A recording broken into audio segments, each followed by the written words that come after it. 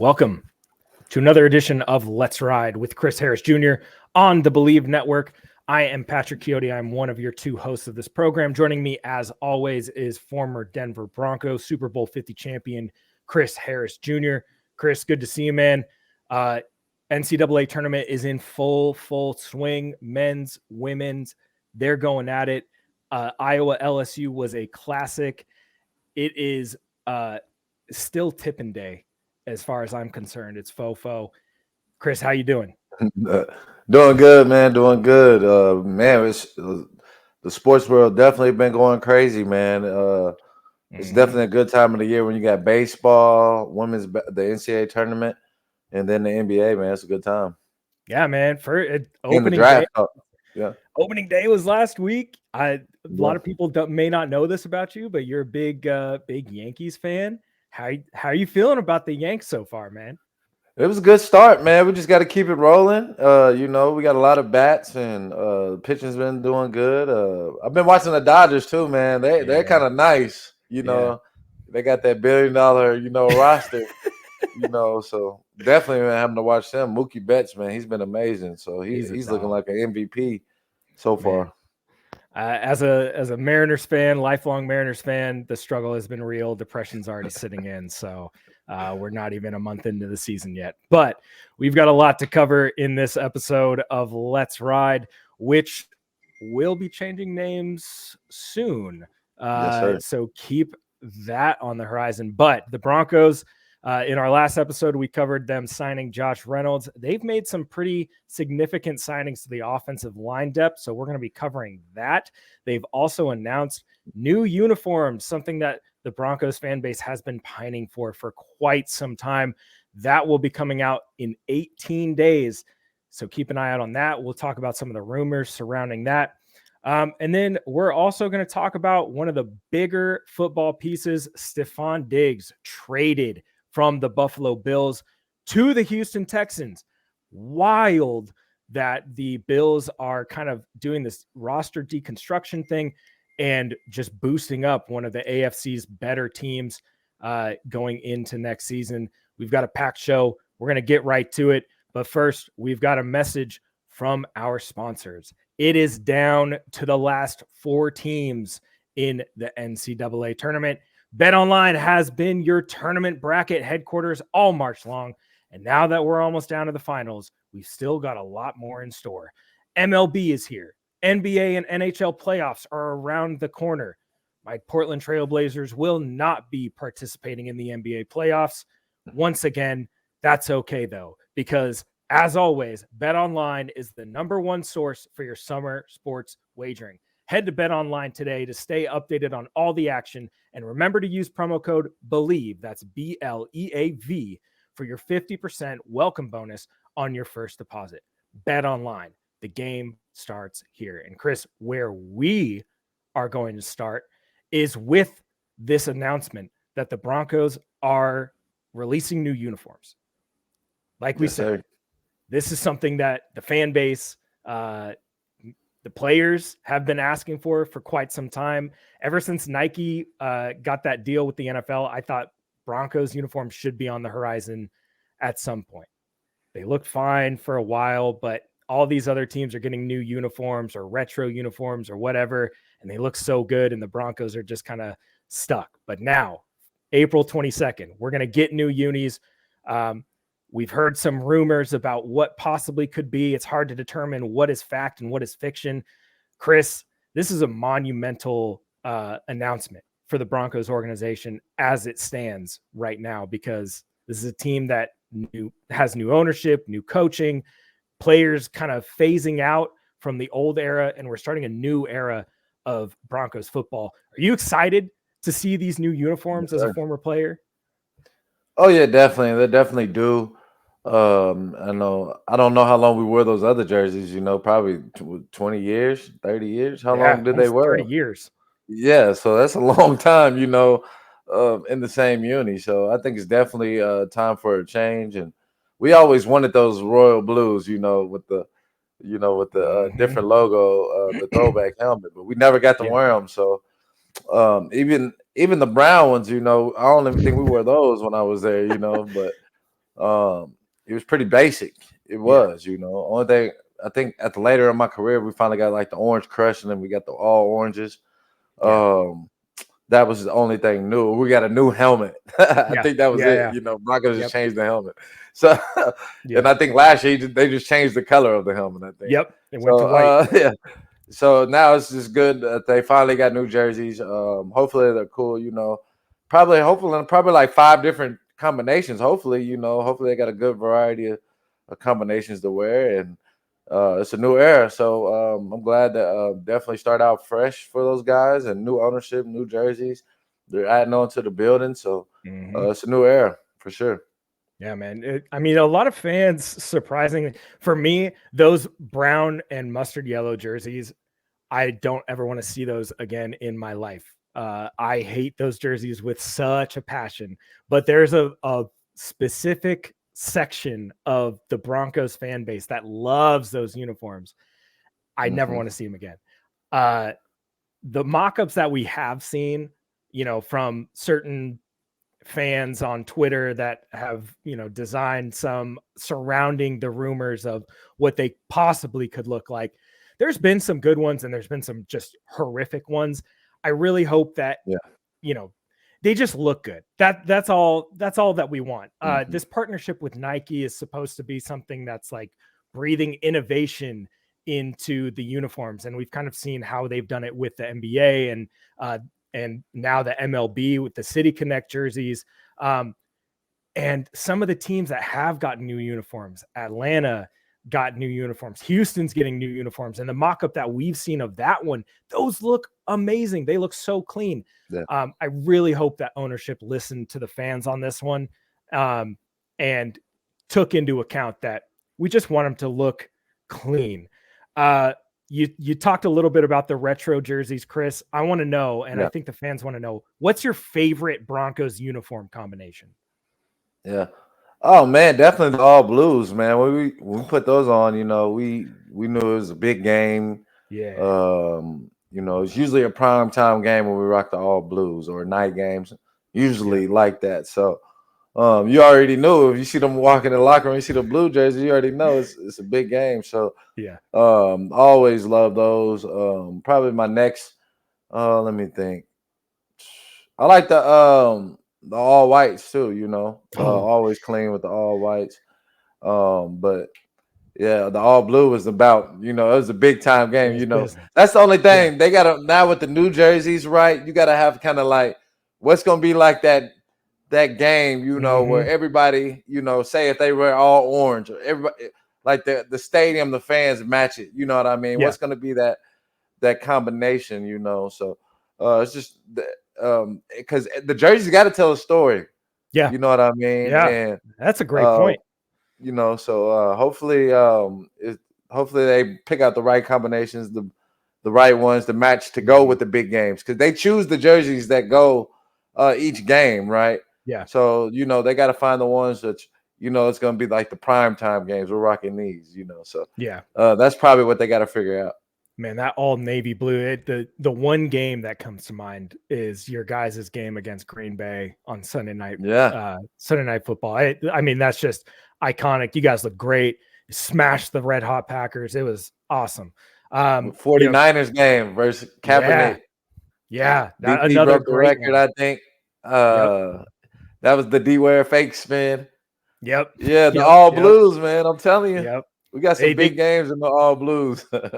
You gotta save those in at least some form or fashion, because it's such a clean and tough look. We've heard some rumors from credible sources about players who have seen the new jerseys and worn the new jerseys, and the players, according to this source, really, really love them.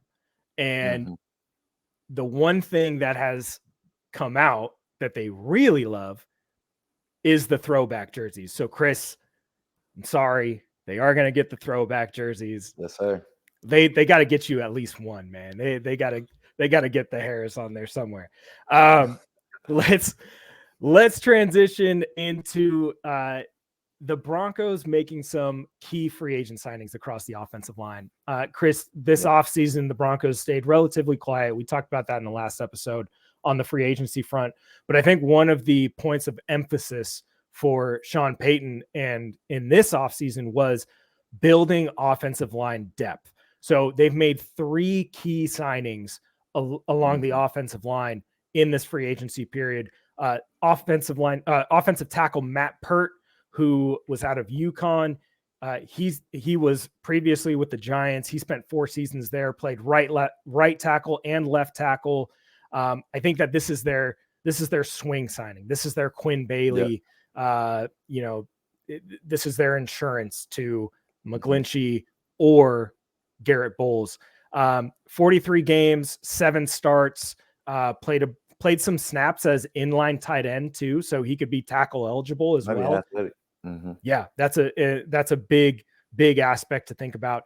Calvin Throckmorton, former Oregon Duck, he comes in. He was with Sean Payton in New Orleans during his rookie season.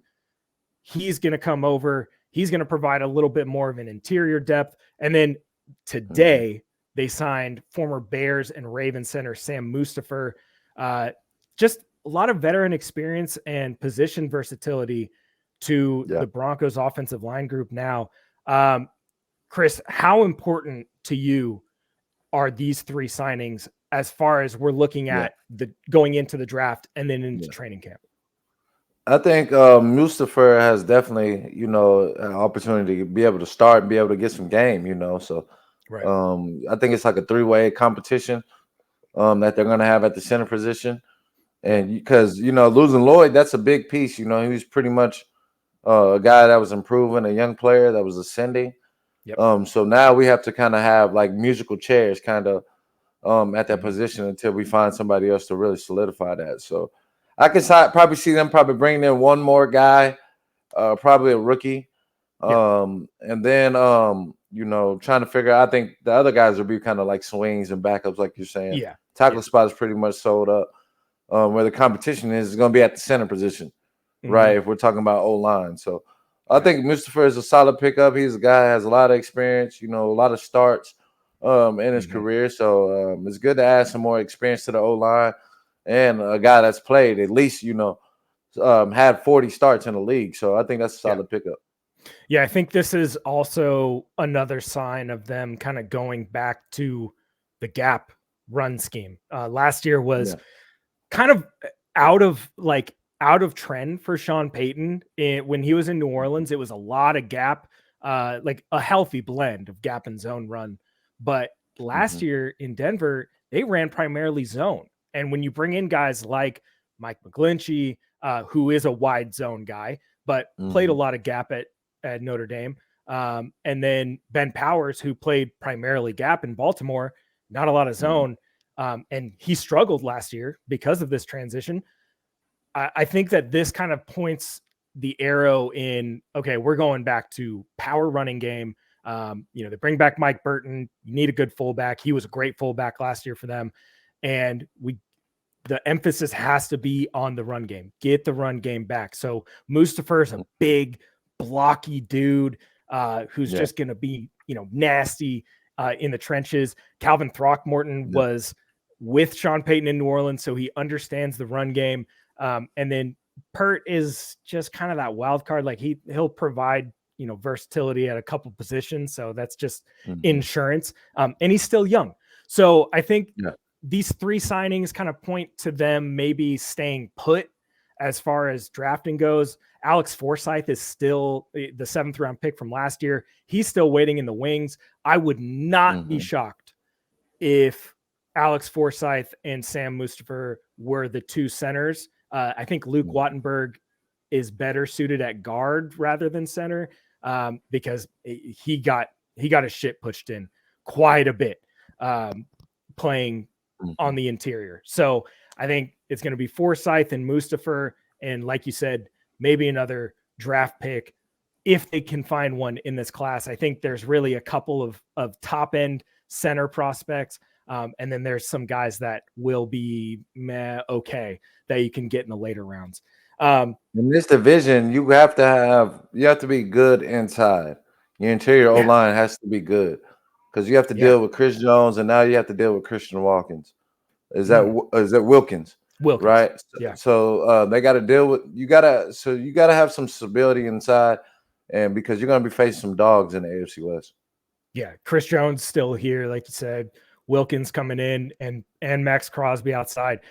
Khalil Mack and Joey Bosa are still in Los Angeles. I'm sure they're going to beef up their interior of their defensive line as well. So, yeah, you got to have a really, really strong interior. And especially if you want to get your run game back to, a top 10 run game. Let's not even top 15, but a top 10 run game, which is so crucial for Sean Payton's offense. And then on top of that, you add in the fact that they're probably going to be rolling with a rookie quarterback. You're going to have a strong run game, and you're going to have to protect that dude at all costs. So beefing up the offensive line, not a problem.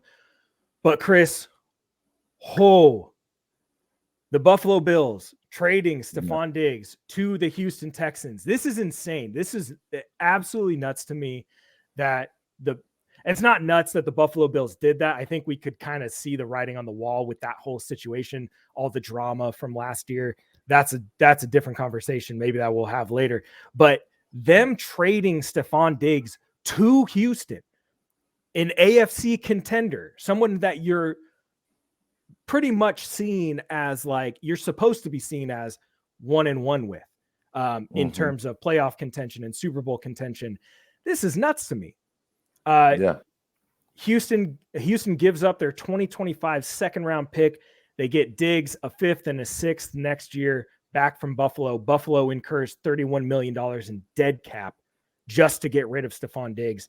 But now Houston loading up Tank Dell, Nico Collins, who's arguably working himself into a top 5, top 3 wide receiver conversation. And then Stefon Diggs with CJ Stroud, with Joe Mixon. Houston's scary. How do you feel about it? Does this change how you feel about Houston and their ability to be a legitimate Super Bowl contender next year? Oh no, they were already a Super Bowl contender, coming into this year, seeing how CJ Stroud played as a rookie, and even with the pieces that he had, Nico Collins was, he was an average receiver, it wasn't like anybody slept on Nico Collins were scared of Nico Collins going into the game because nobody really knew of him. You knew he had talent, but he wasn't the playmaker that CJ Stroud made him. And add in Tank Dell. So now you add in even more weapons. You bring some major pieces, with Hunter, and you bring some other defensive pieces that you brought in this offseason. The Houston Texans are definitely in that top 5 in the AFC. When you're thinking of Baltimore, the Chiefs, So I'm putting Houston right there in that mix, of teams that can challenge the Chiefs. So then you add in Joe Mixon, and then you bring in Diggs. Those are good pickups. I was confused with the Bills because, why would you get rid of a guy? Now you're going to inherit $31 million of cap space. Dead cap. It really didn't help you financially, or or playing on the field. Roster. Or a roster. So it didn't make sense to make that move. But them getting a second round pick, 3 picks for him, I think that's probably what made him push that needle. But it was a terrible move by the Bills, I think. Just because the way his contract was set up, and you might as well pay him 1 more year. It's not like you had any other receiver on your depth chart, So season, man.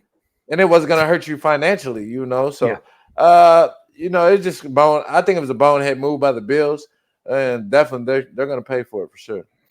I think all eyes are on more so on the locker room situation in Buffalo, because if you were paying attention last year, there was a lot of things going on inside the Buffalo locker room. You had Trevon Diggs, Stefon's brother, tweeting out my brother deserves better, or get that man out of there, or something like that. And people were up in arms about it. And apparently Josh Allen took that personally, but Stefon, what is Stefon Diggs supposed to do? That's his brother, man. He doesn't control other people and what they tweet, but after that tweet, Stefon's targets went down and down and down. So did Josh Allen kind of hold a grudge against Stefon Diggs? There were rumors about him possibly being traded at the deadline last year. And then there were rumors after the season that he was potentially out. One of our mutual friends texted me, and he was talking to one of the Bills players months ago and said, yeah, Stefon Diggs is probably gone. And I was like, there's no way. Like they can't. Gabe Davis is gone. Like, you don't really do anything to add anything to your roster. A bunch of guys left. And now you're $30 million in dead cap. You traded away 2 picks as well as Stefon Diggs, and you're getting a 2nd-round pick next year. So now you still need a receiver. You're drafting in the bottom half of the 1st round where like the majority of the good receivers are going to be gone. Chris, do you think that this paves the way for maybe Buffalo trying to trade up to 12 with the Broncos to potentially get a receiver like a Brian Thomas Jr. who might better fit that offense? I think they can still get a solid receiver at 28. You know, when you look at the receivers, there's 10 good ones, right? Yeah. And I think they can make plays. So maybe Worthy's there, you know, Speedster, comparison to Tyreek Hill. Maybe Mitchell. Or Mitchell. You know, Mitchell's nice too. You still got Coleman from Florida State. So yeah, there's still a lot of guys out there. So if I'm the Bills, I'm staying pat. I wouldn't trade.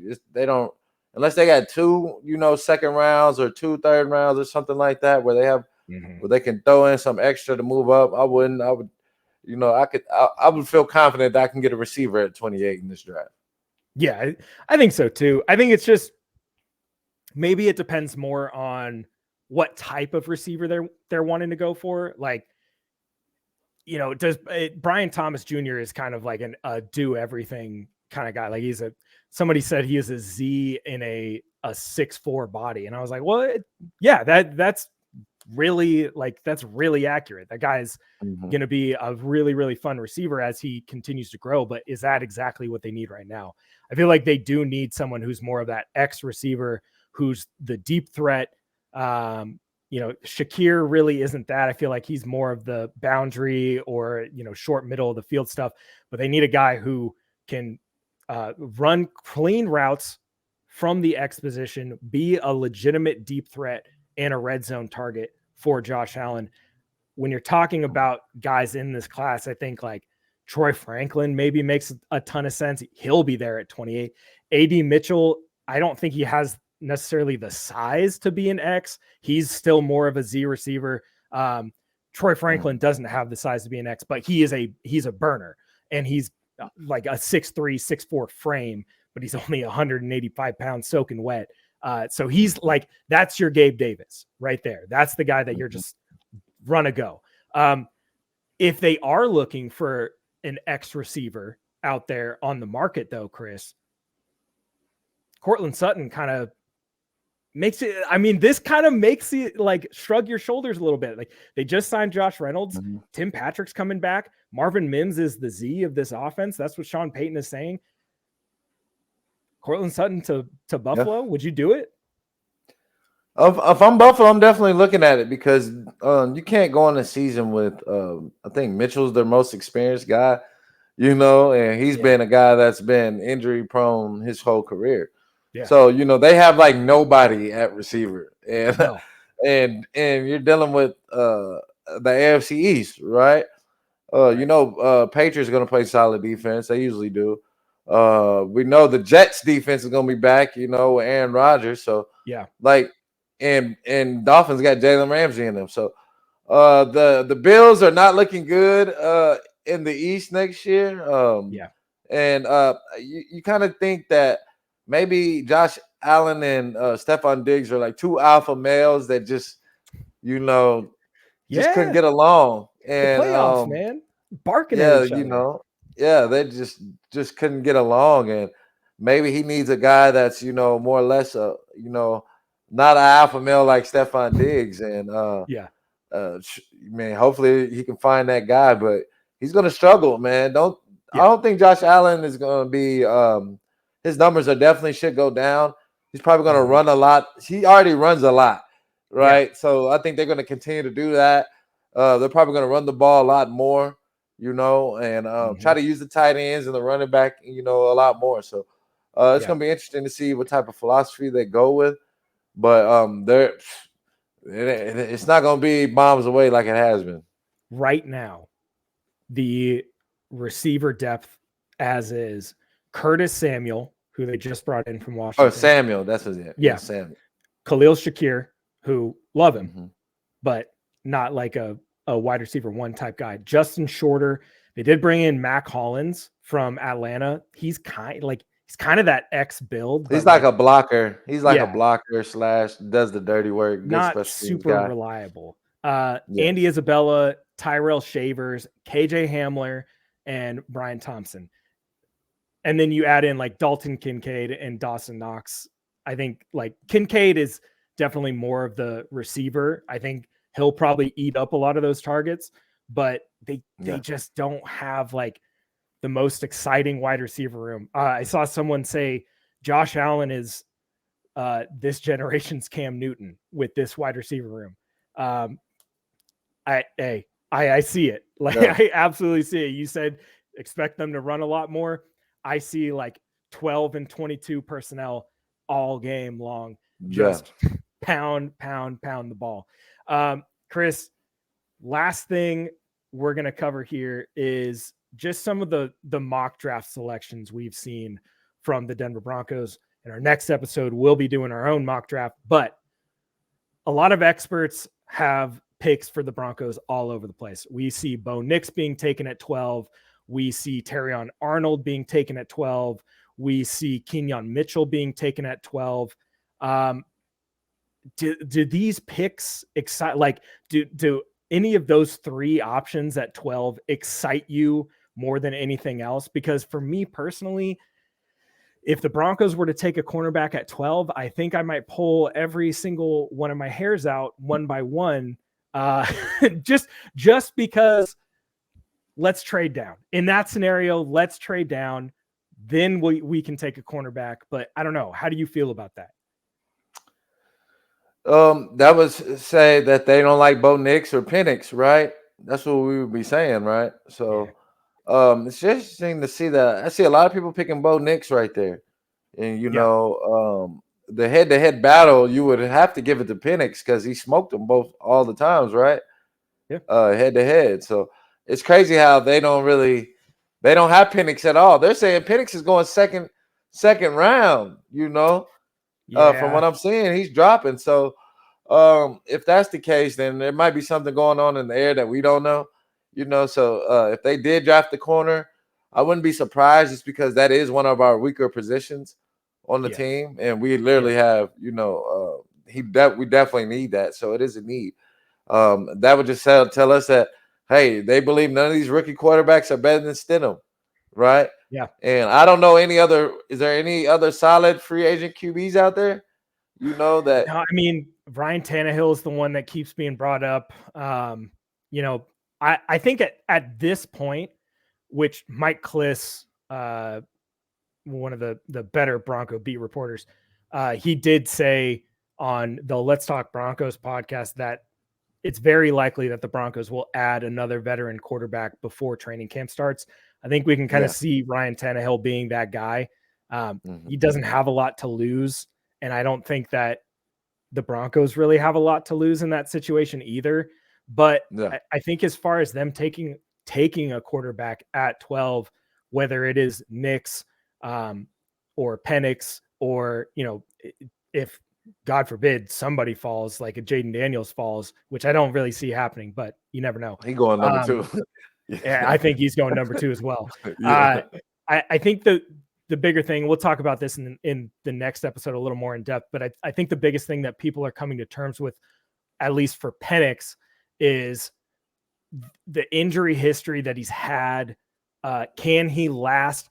The way that you have to think about it is, will this guy last 5 whole seasons plus in the NFL with his injury history and with him not really having the ability to create plays outside of the pocket?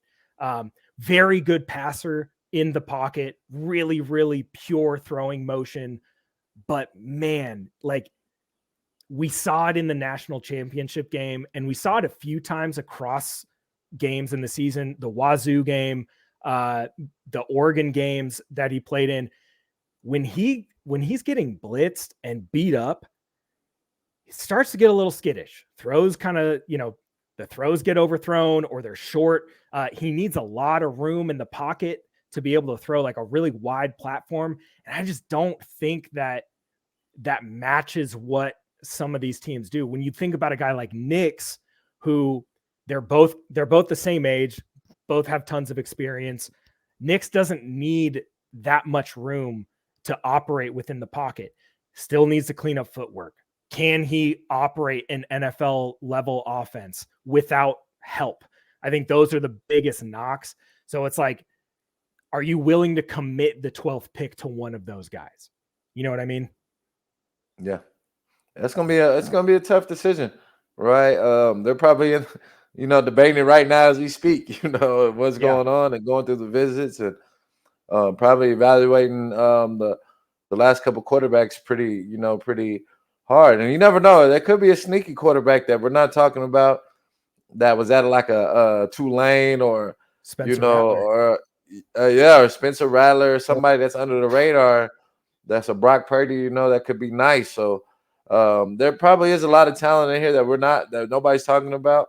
And it should be a lot of QBs off the board, man. It should be a record QBs, record O-line, and receivers. Those three positions are definitely the blue chips of this draft. So it's going to be interesting to see who goes at defense, because that's one thing nobody's ever talking about in this draft, really, is the defensive guys in this draft. So they're definitely going under the radar. Yeah, this is going to be a good draft for interior defensive linemen, I think, and cornerback. There's a lot of depth at cornerback.